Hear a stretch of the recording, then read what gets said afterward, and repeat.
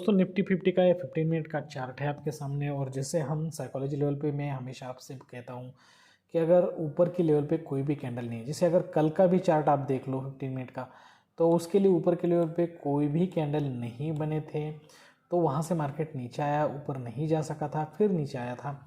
और लेकिन आपको मैंने कल बोल दिया था कि मार्केट अगर बाइंग दिखाता है, ऊपर भी जाता है, तो भी आपको मार्केट यहाँ पे देखिए अगर रेजिस्टेंस लेवल के ऊपर जाता है और आपको ऊपर जाने के बाद पुट साइड पे अगर एंट्री लेनी है तो आपको पहले कंफर्मेशन कर लेना चाहिए। और वो जो पैटर्न मैंने आपको बोल दिए थे कि रेजिस्टेंस लेवल पे अगर आपको कोई पैटर्न बनता हुआ दिखाई दे रहा है सेलिंग वाला, तभी आपको उसमें एंट्री लेनी है, ठीक है।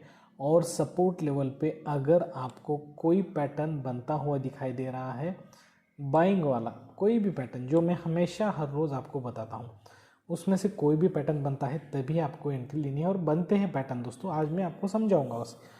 तो दोस्तों मैं हूँ शेषर और आप सभी का स्वागत करता हूँ आपके अपने YouTube channel trade with attitude में।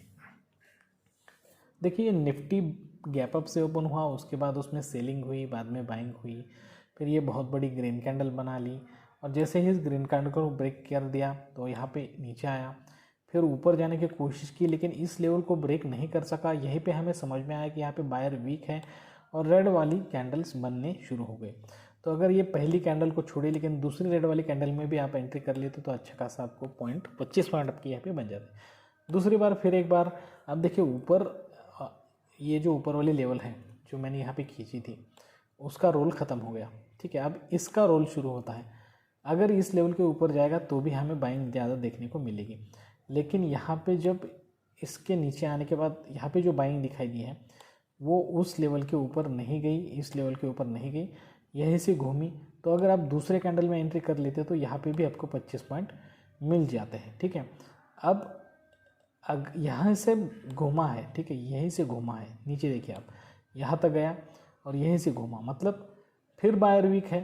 अगर मार्केट कंटिन्यू चालू रहता तो इसमें दूसरी कैंडल बनती और वो आप वहाँ पे भी पुट ले सकते थे, ठीक है।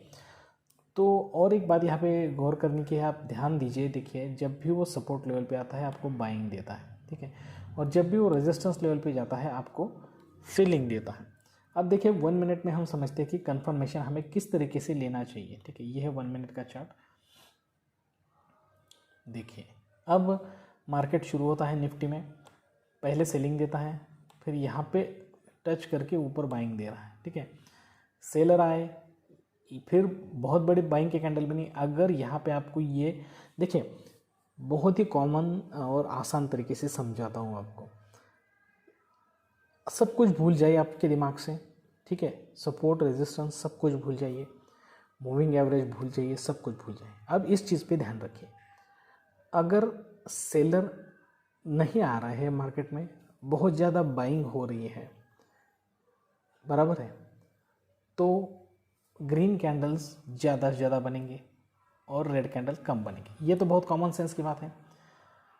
तो जब भी आपको बाकी कुछ भी समझ में ना आए और इस तरीके से रेड कैंडल बनने के बाद कोई ग्रीन वाली कैंडल बड़ी बनती है और उसके बाद और एक अच्छी खासी स्ट्रॉन्ग कैंडल बनती है विद ग्रेट वॉल्यूम, देखिए यहाँ पे इसका वॉल्यूम देखिए, यहाँ से सीधे नीचे आते हैं, इसका जो बड़ा वॉल्यूम है, तो आपको उसमें एंट्री कर लेनी चाहिए, ठीक है, और 25 पॉइंट का टारगेट लगा देना चाहिए। देखिए यहाँ पर आपका 25 पॉइंट का टारगेट अचीव हो गया।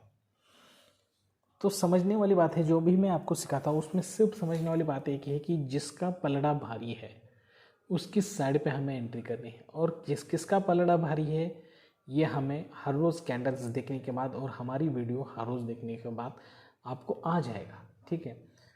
तो बात यही बतानी थी मुझे आपको। देखिए यहाँ पे ये लाइन खींची, इस लाइन के ऊपर नहीं जाना चाहिए था और यहाँ पे सेलर आए, उसके बाद एक ग्रीन कैंडल बनी। अगर आप इसी कैंडल में एंट्री कर लेते तो यहाँ 25 पॉइंट बन जाते। हाँ, जाहिर सी बात है कि ये साइकोलॉजी है कि यहाँ पे ऊपर की तरफ कोई कैंडल नहीं है तो मार्केट नीचे आने वाला है, लेकिन कब नीचे आने वाला है ये तो पता नहीं हमें, ठीक है, बराबर है ना। तो यहाँ पे कंफर्मेशन, अब देखिए ऊपर चला गया, फिर यहाँ से नीचे आया है। अब इस लेवल के अगर ऊपर नहीं जा रहा है, ठीक है, तो यहाँ पे सेलिंग हो सकती है और इस लेवल के नीचे जाने के बाद, ये बहुत कॉमन सेंस की बात है। देखिए यहाँ पे गया, ऊपर नहीं गया, तो यहाँ पे समझ लीजिए कि बायर वीक हो गया और ये बहुत बड़ी सेलिंग वाली कैंडल यहाँ पे बनती हुई दिखाई दी, बाद में यहाँ पे बाइंग होने की कोशिश हुई लेकिन नहीं हुई, तो आप यहाँ पे भी पुट साइड पे एंट्री कर सकते थे। ठीक है, तो यहाँ पे देखिए फिर बायर आए। अब यहाँ पे समझने वाली बात मैं आपको समझाता हूँ किस तरीके से ट्रैपिंग होती है और इस ट्रैपिंग से किस तरीके से बचना चाहिए। जो मैं कह रहा हूँ कि कन्फर्मेशन किस तरीके से मिलता है, अब मैं आपको यहाँ पे समझाऊँगा। देखिए हम यहाँ से निकालते हैं इसे, ये ट्रेंड लाइन में निकाल रहा हूँ। हमें ट्रेंड लाइन की ज़रूरत नहीं है, लेकिन आपको एक्सप्लेन करने के लिए बता रहा हूँ। डिमांड और सप्लाई के लेवल से ही समझाऊंगा, आप चिंता ना करें। और ये एक ट्रेंड लाइन है ऊपर की, ठीक है। ये एक पैटर्न है, लेकिन पैटर्न के हिसाब से नहीं समझाऊंगा आपको, डिमांड और सप्लाई के हिसाब से समझाऊंगा, तो आपको समझ में आएगा। देखिए सेलर आए, ज़्यादा बायर है। अब सेलर से ज़्यादा बायर है, यहाँ पे आपको समझ में आ रहा है। बड़ी लाइन खींची, सेलर आए फिर ज़्यादा बायर आए। लेकिन अब यहाँ पे समझ लिए कि यहाँ पे जो बायर आए हैं उन्होंने इस ट्रेंड लाइन को टच नहीं किया है, ठीक है। फिर नीचे आए, तो यहाँ पे हमें समझ जाना चाहिए कि ज़्यादा पावर सेलर में है, क्योंकि सेलर हमेशा ट्रेंड लाइन को टच कर रहा है, लेकिन बायर ने यहाँ पे टच नहीं किया, मतलब बायर थक चुका है, ठीक है। उसके बाद बायर ने बहुत ज़्यादा जोर लगाया, यहाँ पे टच किया। जैसे हम बहुत ज़्यादा तेज़ भागते हैं और भागने में अगर आप थक जाते हैं हम, तो लास्ट मूवमेंट में बहुत ज़्यादा ताकत लगाकर भागने की कोशिश करते हैं, ठीक है। लेकिन उसके बाद अगर हमारा डेस्टिनेशन बहुत दूर है तो हम ज़्यादा भाग नहीं सकते। लेकिन फिर यहाँ पे सेलर ने फिर एक बार ट्रेंड लाइन को टच किया है, मतलब हमेशा सेलर जो है बहुत स्ट्रांग रहा है। अब बायर बहुत ज़्यादा वीक हो गया, वो ट्रेंड लाइन तक जा भी नहीं सका। तो यहीं पे आपको समझ में आ गया कि यहाँ पे ख़त्म हो गया खेल, ठीक है। तो आप यहाँ पे भी एंट्री कर सकते हो या फिर इस ट्रेंड लाइन को ब्रेक करने के बाद भी एंट्री कर सकते हो। यहाँ तक आराम से 25 पॉइंट बन जाते। फिर बाद में बायर आए, लेकिन बायर फिर वीक हो गए, फिर नीचे चले गए। अब इस लेवल के ऊपर नहीं जाना चाहिए था, नहीं गया। देखिए फिर बायर आए, फिर बहुत ज़्यादा नीचे गया, ठीक है। अब इस लेवल के ऊपर नहीं जाना चाहिए था, कहाँ गया, नहीं गया।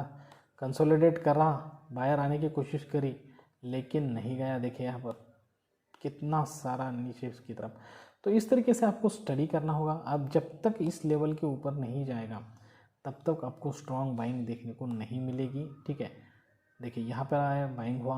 अब इस लेवल के नीचे नहीं आया है, तो यहाँ पे आपको एक उम्मीद हुई कि यहाँ से ऊपर जा सकता है, लेकिन यहाँ पे रिस्क रहता है।